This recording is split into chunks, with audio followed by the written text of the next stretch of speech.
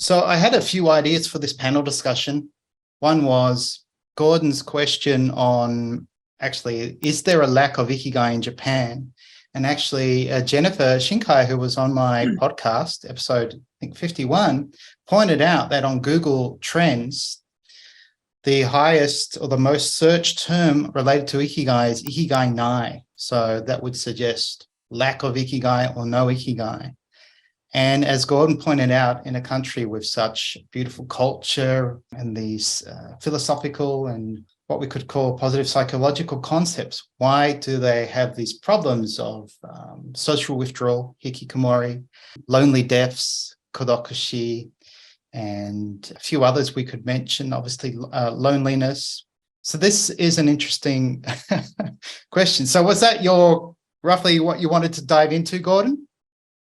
Yeah, that's exactly my question. And it's a huge one because we have these wonderful concepts, and yet we have a society that doesn't seem to be building structures to enable people to attain it. And Ken, you're absolutely right when you bring up these Japanese companies that have these new management structures enabling employees to speak up. And yet I still sense for most of my Japanese friends that life is much more constraining than they would have hoped for. And many Japanese now, too, continue to leave Japan for a society that's not as structured. So I'm wondering how these all come together. Why isn't Japan happier? Well, Gordon, are you in Hong Kong now? I'm in Hong Kong. Oh, yeah, well, great. Has its own problems, as we know. Quite fascinating, Gordon, what you asked. First, I small print.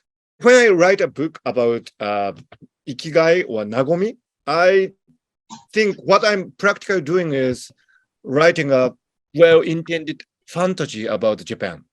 I'm not realistic, actually. I mean, I'm a scientist, so in my research, I collect data and analyze data.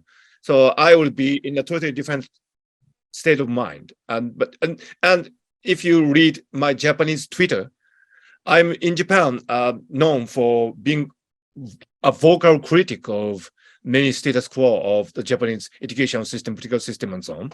So, but toward people who are from outside Japan, for example, if you are in Hong Kong, you would probably have many complaints, obviously, about what the government is doing and so on. But when you look at Hong Kong from outside, there are many wonderful things about Hong Kong. So, I tend to believe that when you write a book like Nagomi or Ikigai, you would focus on the bright sides of that country.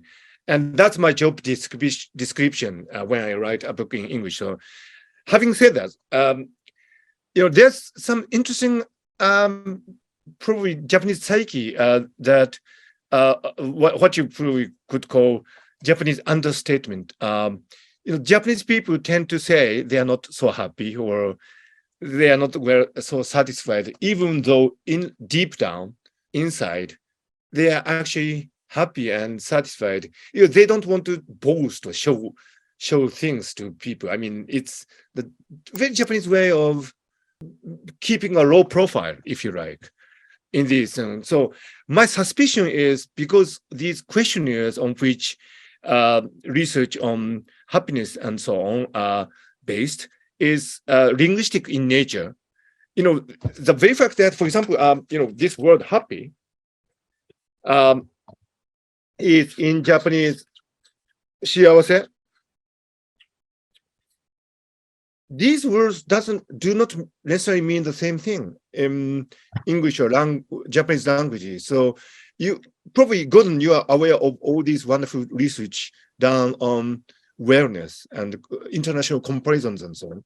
But as somebody who was originally trained as a physicist, I have some really serious doubts about the relevance of these data in actually assessing the mindset of people from different cultural backgrounds. So what would be your reaction when I say that? I mean, do you have any hunch or intuition? You're absolutely right. And I've written about this myself, how the survey is completely biased. I mean, how happy are you? Americans with the pursuit of happiness. Oh, what I'm happy. Japanese, it would be immodest to say I'm happy. I'm not. So of course you're right. Yeah, yeah. Absolutely. Yeah. But then the other side of it is Japanese social structure seems designed to create extra unhappiness. I mean, the fact that discrimination against women, which is much more marked than in many other societies, the lifetime employment, which still goes on, the fact that a young person in their 30s who works, or late 20s who has joined a big company may despair of leaving. Now, a lot of this is changing, I know. Certainly, Shushoku Katsudo, all these things are becoming less important in a new, more neoliberal Japan. But I've often felt that the social structure seems designed to lessen happiness, which is very curious in a society that, as Nick was saying earlier, a culture that invented terms like Ikigai. You'd think Ikigai would be a far more socially constructive concept than it actually is. Yeah.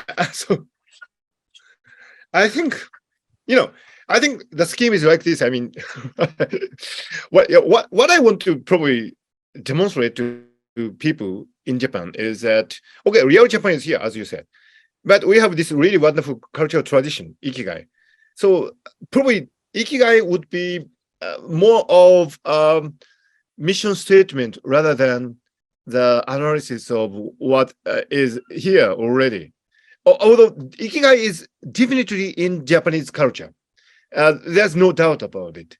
But as you say, there are many things that could be improved in Japanese society, as in many other societies. I'm sure you have your own share of problem in Australia too, Nick. So we all have problems. But I think Ikigai is the bright torch of light. Gordon, I completely agree with your analysis of Japanese culture and Japanese society at present. And as I said, I'm a vocal critic of all these things in Japanese. Thank you. Thank you for that.